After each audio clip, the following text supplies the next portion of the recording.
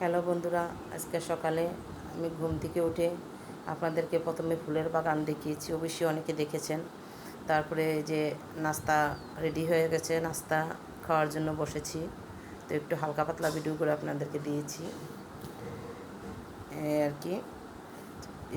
চিতল পিঠা গরম গরম বানিয়েছে, রসগোল্লা, শিরায় ভিজানো রসগোল্লা, চা, কলা, হালকা নাস্তা। তো দেখিয়ে দিলাম আপনাদেরকে।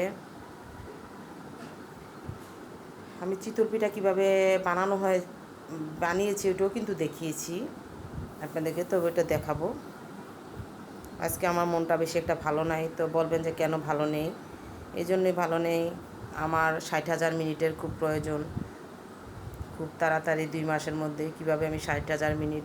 আপনারা সবাই দেখবেন ভিডিওটা, লাইক ফলো করবেন। সবাইকে ধন্যবাদ আমার সাথে থাকার জন্য।